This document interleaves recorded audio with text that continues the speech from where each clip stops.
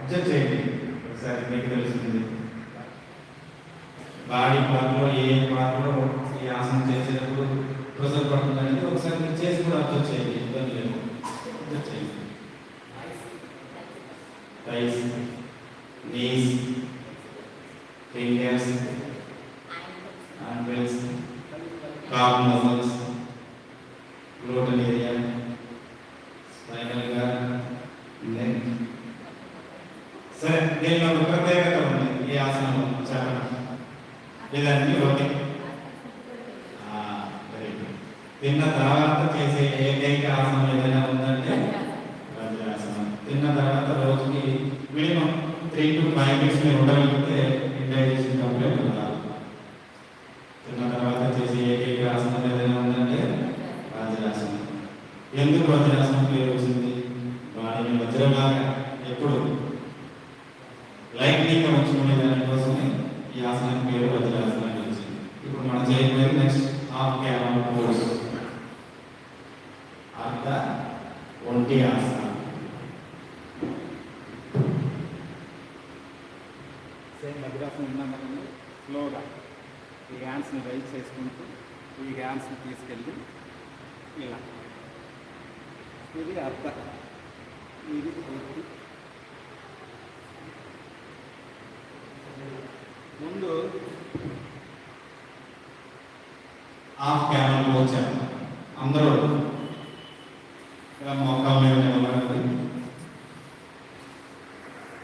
అందరూ లెఫ్ట్ హ్యాండ్ని రైజ్ చేయండి. రైట్ హ్యాండ్తో రైట్ ఎడమ పాదాన్ని పట్టుకునేదానికి ప్రయత్నం చేయండి. ఎక్కడ దాకా వస్తే అక్కడ. 1 2 3 4 5 6 7 8 9 10. వెళ్ళి ఇప్పుడు రైట్ హ్యాండ్ని రైట్ చేయండి. లెఫ్ట్ హ్యాండ్తో లెఫ్ట్ కాల్ నడుము కట్టుకోండి. రైట్ చేసి 1 2 3 4 5 6 7 8 9 10. ఇప్పుడు అర్ధ క్యామల్ పోజ్ చేసింది. ఇప్పుడు పూర్తిగా క్యామల్ పోజ్. ఓకే, రెడీనా? చేయండి. Raise your hands slowly back stretch.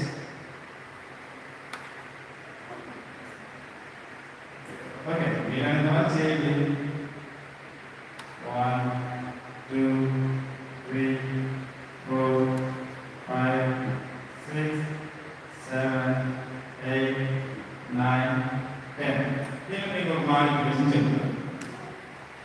పూర్తిగా స్ట్రెచ్ చేయడం వల్ల చేయగలిగితే చేయండి, లేదంటే మాడిఫికేషన్ నేను చేసే మాడిఫికేషన్ మీరు కూడా చేసేది మాడిఫికేషన్ చేసి ఇలా ఉంది ఉంటే బాగా బెనిఫిట్ అయితే same. Okay, 1 more time camel pose చేస్తారా? వెళ్ళినంత వాళ్ళు పూర్తిగా చేయగలిగితే చేయండి, లేదంటే చూపించి మాడిఫికేషన్ చేసి. రెడీ?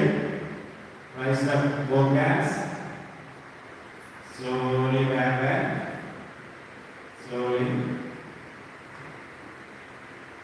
Okay, 1 2 3 4 5 6 7 8 9 10. Ready? ఈ ఆసనం బెనిఫిట్స్ తెలిసిన వాళ్ళు చెప్పండి. నడుము తగ్గుతుంది. నంబర్ 1. నంబర్ 2, ఒబేస్ కంట్రోల్ అవుతుంది.